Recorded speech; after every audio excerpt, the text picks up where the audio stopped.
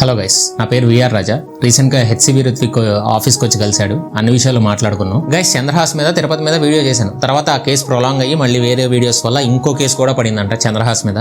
Chandrahas bro, ఒకటే చెప్పాలనుకుంటున్నా, కొన్ని విషయాలు తగ్గాలి బ్రో. విషయం పోలీసుల దాకా వెళ్ళినప్పుడు కాంప్రమైజ్ అవ్వాలి. దీన్ని సజెషన్ లాగే తీసుకుంటామని అనుకుంటున్నాను.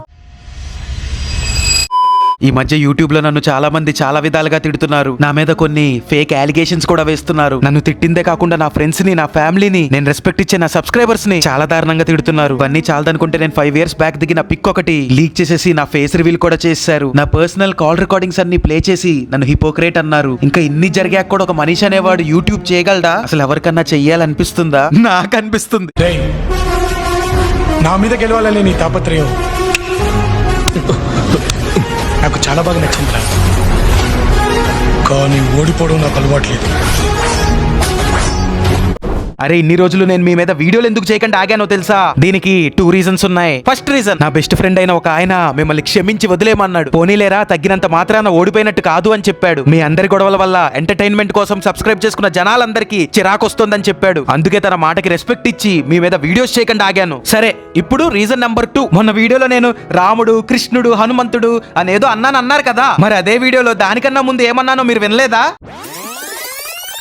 సహనం, ఓర్పు, గౌరవం ఉన్నవాడు మహాపురుషుడవుతాడు లేదా అందరిలా మిగిలిపోతాడు. ఎస్, సహనం, ఓర్పు. మీరే అన్నారు కదా, వీడు పక్కనోడిని రోస్ట్ చేస్తాడు కానీ వీడి మీద ఎవరైనా రోస్ట్ చేస్తే తీసుకోలేడు అని. అందుకే నేను తీసుకోగలనని చెప్పి ప్రూవ్ చేయడానికే మీరు నన్ను ఎంత టార్చర్ పెట్టినా, నా సబ్స్క్రైబర్స్ ని ఎన్ని మాటలన్నా, నేను ఎంత మెంటల్లీ స్ట్రాంగో ప్రూవ్ చేసుకోవడానికి ఇన్ని రోజులు ఓర్పుతో భరించా, సహనంతో సహించా.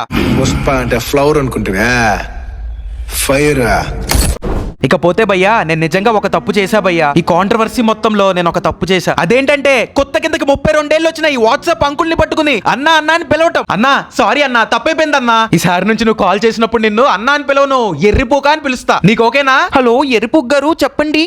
అండ్ ఇప్పుడు నేను వీడి గురించి మీ అందరికి ఒక విషయం చెప్పాలి. అదేంటంటే, ఈ ఎర్రిపుగ్గాడు తన ఛానల్లో మంచు విష్ణుకి సంబంధించిన కాంట్రవర్సీ వీడియోలన్నీ డిలీట్ చేశాడు. తనకి సపోర్ట్ చేసిన జనాలని ఎర్రిహూకలని చేశాడు. ఏమైందన్నా? చించేస్తా, పొడి చేస్తా అన్నావు కదన్నా. జైల్లో నుంచి వ్లాగులు తీస్తానన్నావు కదన్నా. జనాల దగ్గర డబ్బులు సుంగావు కదన్నా. మెంటల్ నా కొడుకుని అన్నావు కదన్నా. ఏమైందన్నా? ఏమైందిరా?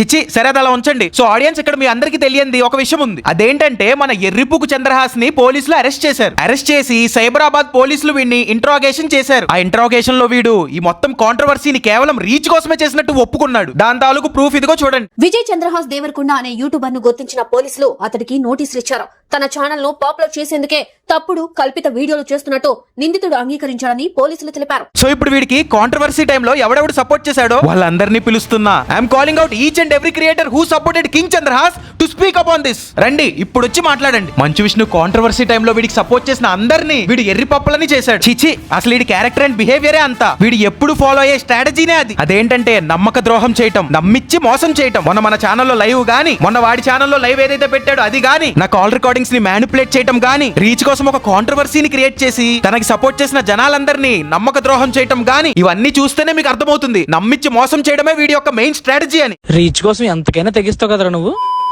అయినా మన అందరికి తెలిసిందేగా బ్రో, ఈ ఎర్రిపోకు చంద్రహాస్ ఇంకా వాడి బ్యాచ్ మంచు విష్ణుని ఏం పేకలేరు, మంచు విష్ణుని క్వశ్చన్ చేయలేరు. అదే నాలంటే ఒక కామన్ మ్యాన్ వీళ్ళని జస్ట్ క్వశ్చన్ చేస్తే చాలు, వాడిని అబ్యూస్ చేస్తారు, వాడి ఫ్యామిలీని అబ్యూస్ చేస్తారు, వాడి ఫ్రెండ్ ని అబ్యూస్ చేస్తారు, వాడి క్యారెక్టర్ ని అసాసినేషన్ చేస్తారు. ఏం చిల్లర్ కాదురా మీరు.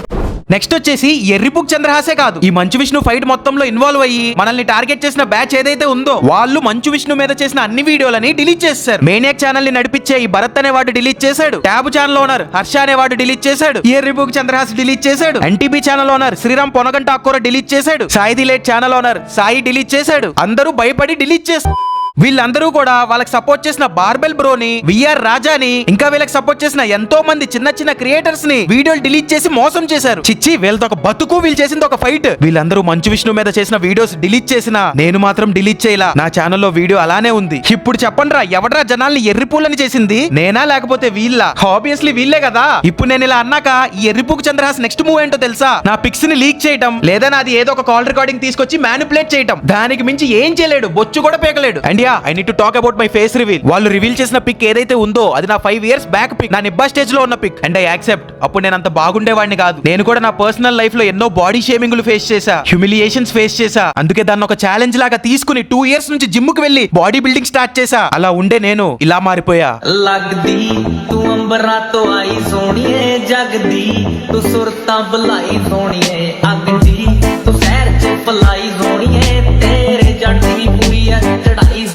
అది అలా ఉంచితే ఈ బొకడాగాల దగ్గర నా రీసెంట్ పిక్ లేదు. నేను ఈ ఎన్టీబీ గాడితో ఇంక ఈ సాయిది లేట్ గాడితో మాట్లాడటం మానేసి దగ్గరగా 2 years అవుతుంది. వాళ్ళని కంప్లీట్ గా గోస్ట్ చేసి చాలా డేస్ అవుతుంది. అందుకే వాళ్ళ దగ్గర నా రీసెంట్ పిక్ లేదు. అందుకే నా రీసెంట్ పిక్ ని లీక్ చేయకుండా నా 5 years బ్యాక్ ఉన్న నిబ్బా పిక్ ని లీక్ చేశారు. ఇప్పుడు నేను అట్ ప్రెసెంట్ ఎలా ఉన్నానో తెలిసింది ఇద్దరికి. ఒకటి 301 డైరీస్ భార్గవ్ బ్రోకి, ఇంకోటి ఎర్రిపుకు చంద్రహాస్ కి. ఆ ఎర్రిపుకు చంద్రహాస్ కూడా ఎలా తెలుసు అంటే మొన్న మన ఛానల్లో BSY versus Anvesh controversy live చేసాం కదా, అప్పుడు మేమిద్దరం కలిసి ఒక టెస్ట్ లైవ్ చేసాం. అప్పుడు ఈ చంద్రహాస్ గాడు నన్ను చూశాడు. సో ఈ వీడియో తర్వాత నా రీసెంట్ పిక్ ఏమైనా లీక్ అయితే దానికి one and only Chandrahas is responsible. Even దీనికి రిలేటెడ్ నేను వీడితో మాట్లాడిన చాట్స్ కూడా నా దగ్గర ఉన్నాయి. అన్నట్టు చెప్పడం మర్చిపోయా, చూస్తున్నా ఏంది బెదిరిస్తున్నావా? కాల్ రికార్డింగ్లు పెడతావా? పెట్టుకో నీ ఓపికరా, ఎన్ని పెట్టుకుంటావు పెట్టుకో. నీకు తెలియదు ఏంటంటే నీ కాల్ రికార్డింగ్స్ కూడా నా దగ్గర ఉన్నాయి. మరి వాటితో ఏం చేయాలో నేను చేసుకుంటా. అయినా నమ్మించి మోసం చేసేవాడివి, నాకు తెలిసి నువ్వు పెద్ద అనుకుంటా. ఉంచితే ఈ బొంగునా డాష్ గాడు మన లైవ్ లో ఎర్రిపోయాడు.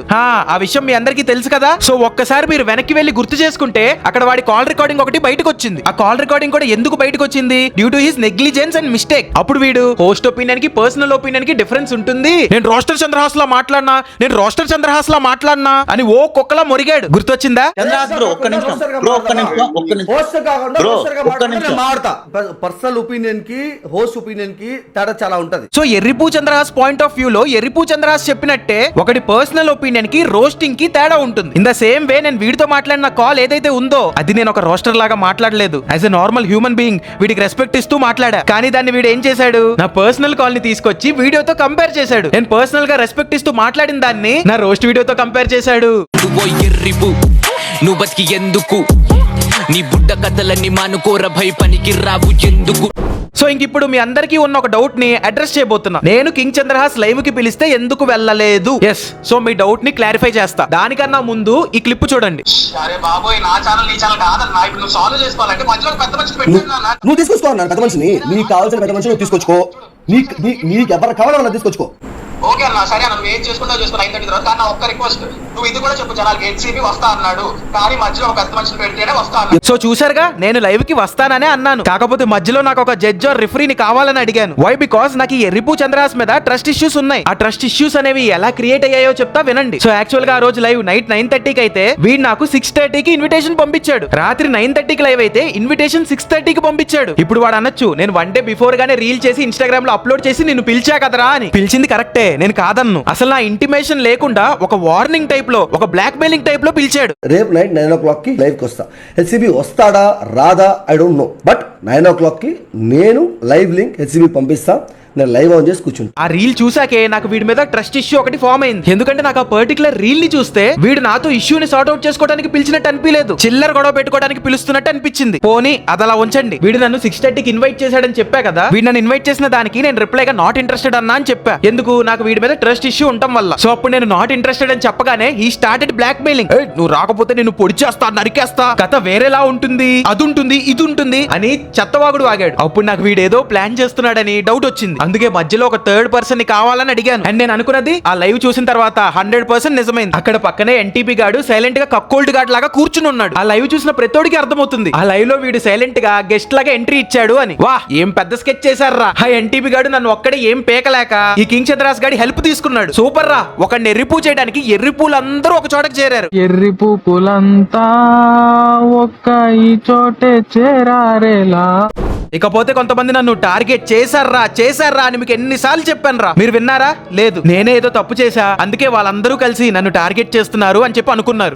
సరేరా, ఇప్పుడు వాళ్ళు నన్ను బులీ చేసి టార్గెట్ చేశారని చెప్పడానికి ఒక స్ట్రాంగ్ ప్రూఫ్ ఉంది, అది చూపిస్తా చూడండి. ఇక్కడ కింగ్ చంద్రహాస్ బ్యాక్గ్రౌండ్ లో చూడండి రా, వీళ్ళు నా మీద నన్ను పని కట్టుకుని బులీ చేయడానికి నా పిక్కు పెట్టుకుని షిట్ సింబల్స్ పెట్టుకుని ఒక వాట్సాప్ గ్రూప్ క్రియేట్ చేశారు. అక్కడ వాట్సాప్ గ్రూప్ లో ఎవరెవరు ఉన్నారో వాళ్ళ పేర్లు కూడా ఉన్నాయి, కావాలంటే చూడండి. Bharath alias the maniac channel, Bittu alias Bittu roast channel, Harsha alias 3 angry boys channel, Sai alias Sai the late channel, Sriram alias NTP channel. చిచ్చి ఒకరిని టార్గెట్ చేయడానికి ఇంత మందారా? ఎందుకు సింగిల్ గా నన్నేం పేకలేరా? ఓహో అందుకేనా ఇంతమంది కలిసి వచ్చారు? చెత్త నా కొడకల్లారా, ఎంతకు తెగించారా?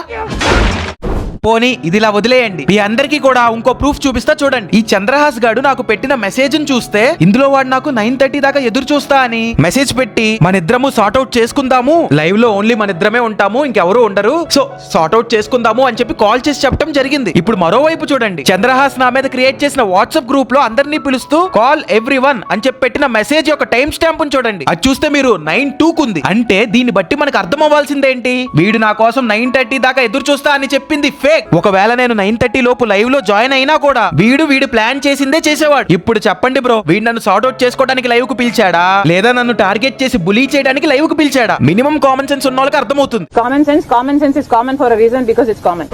అండ్ ఇప్పుడు కమింగ్ టు ఎన్టీబీ మీద నేను వేసిన కమ్యూనిటీ పోస్ట్, మీరు ఒకసారి ఆ పోస్ట్ ని క్లియర్ గా చూడండి. నేను ఎక్కడా కూడా వీడిని టైపిస్ట్ అనలేదు. ఇలాంటి ఛానల్స్ వల్ల యూత్ ఎఫెక్ట్ అవుతున్నారు అని మాత్రమే అన్నాను. అసలు అలా కూడా నేను ఎందుకు అన్నాను అని అంటారా? I had a strong reason for that. మొన్న ఎర్రిపుక్ చంద్రహాస్ గాడి లైవ్ లో ఎన్టీబీ అన్నాడు కదా, వాడి మీద గానీ వాడి ఛానల్ మీద గానీ ఎప్పుడన్నా ఎవరన్నా అమ్మాయి వెళ్ళి కంప్లైంట్ చేసిందా అని. ఇప్పుడు ఎఫ్ఐఆర్ పెట్టాలన్నా. సో మొలస్టింగ్ చెప్పి నేను ఎవరిని చేశాను? మొలస్టింగ్ మీ మదర్ చేశానా, మీ సిస్టర్ చేశానా, నీ ఫ్రెండ్స్ లో ఎవరైనా చేశానా? I need proof. ఏ చిన్న పిల్లని చేశాను? నా మీద ఎన్ని కేసులు ఉన్నాయి, మొలస్టింగ్ కేసులు. ఇప్పుడు ఎఫ్ఐఆర్ పెట్టాలన్నా. ఎస్, ఈ వీడియో చూసే మీ అందరికీ తెలియని విషయం ఏంటంటే వాడి మీద ఒక అమ్మాయి ఆల్రెడీ కంప్లైంట్ చేసింది. దాని తాలూకు ప్రూఫ్ ఇదిగో చూడండి. చూసారుగా, ఇదేంటంటే ఆ అమ్మాయి వీడి మీద పెట్టిన ఎఫ్ఐఆర్ ప్రూఫ్. ఈ ఎఫ్ఐఆర్ ప్రూఫ్ ని ఇప్పుడు బ్లర్ చేస్తున్నా, ఎందుకంటే ఇది యూట్యూబ్ లో పెట్టకూడదు. మీకు ఒకవేళ ఈ స్క్రీన్ షాట్ ని క్లారిటీగా చూడాలనుకుంటే కింద డిస్క్రిప్షన్ లో నా ఇన్స్టాగ్రామ్ లింక్ ఉంటుంది. ఆ లింక్ మీద క్లిక్ చేసి నా ఇన్స్టాగ్రామ్ ని ఓపెన్ చేయండి. ఈ వీడియో తర్వాత సేమ్ ఇదే తీసుకెళ్లి వితౌట్ బ్లర్ నా ఇన్స్టాగ్రామ్ లో స్టోరీ పెడతా. సో మీరు ఆ స్టోరీ చూసి మీ కన్ఫర్మేషన్ మీరే చేసుకోండి. ఇప్పుడు ఆవిడ అసలు వీళ్ళ మీద ఎందుకు కేసేసింది అని చెప్పి మీరు అనుకోవచ్చు.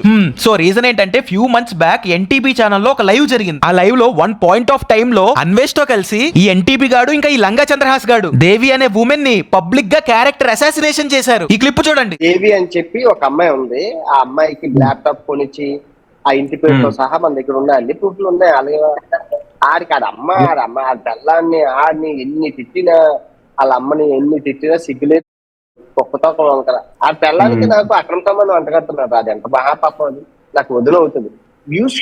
చూసారుగా, కొంచెం కూడా సిగ్గు లేకుండా అన్వేష్ అంటున్న మాటలకి సిగ్గు లేకుండా పల్లికిలిస్తూ ఎలా నవ్వుతున్నారు. వీళ్ళని మనుషులు అనాలా లేకపోతే ఇంకేమైనా అనాలా? అందుకే వీళ్ళంతా కలిసి ఎవరినైతే క్యారెక్టర్ అసాసినేషన్ చేశారో అదే దేవి అనే ఆవిడ అన్వేష్ ని A1 గా పెట్టి ఎన్టీబీ గాని A2 గా పెట్టి ఈ ఎర్రిపుక్ చంద్రహాస్ ని A3 గా పెట్టి కేసేసింది. ఒక ఉమెన్ ని క్యారెక్టర్ అసాసినేషన్ చేసినందుకు వీళ్ళ ముగ్గురి మీద ఎఫ్ఐఆర్ ఫైల్ అయింది. మీ అందరికీ ఈ కేసు తాలూకు ఫుల్ డీటెయిల్స్ కావాలనుకుంటే మీ అందరికీ నా సైడ్ నుంచి ఒకటే ఒక రిక్వెస్ట్. నేను ఎప్పటి నుంచో ఫాలో అవుతూనే నా సబ్స్క్రైబర్స్ కొంతమంది నా గురించి చెప్పుడు మాటలు విని ఎవడో గొట్టంగాడికి ఇన్ఫ్లుయెన్స్ అయ్యి నన్ను అన్సబ్స్క్రైబ్ కొట్టారు. సో గైస్, మీరు మళ్ళీ సబ్స్క్రైబ్ చేసేసుకోండి. You can trust your HCB. So మీరు సబ్స్క్రైబ్ చేయండి, అప్పుడే దీని తాలూకు ఫుల్ డీటెయిల్స్ మీకు రివీల్ చేస్తా. లేదంటే ఇంకా మీ ఇష్టం. నేను ఒక్కడే ఎంతని ఫైట్ చేయగలను. చాలా ఫైట్ చేశా, ఈ రోజు క్లారిటీగా అర్థమైంది.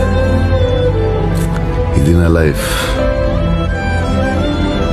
నాకెవరు లేరు.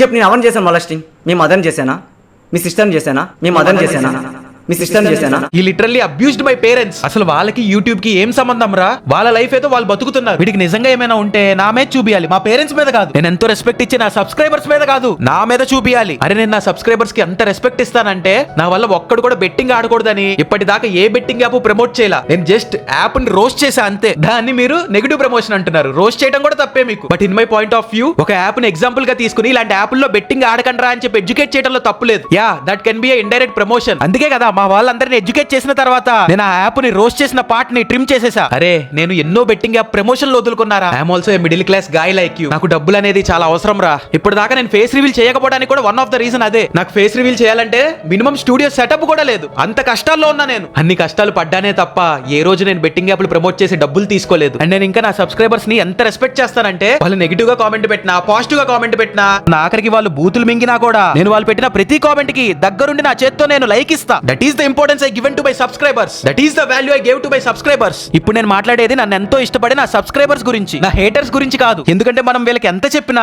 ఎన్ని ప్రూఫ్లు చూపించినా కూడా నన్ను హేట్ చేస్తూనే కామెంట్లు పెడతారు.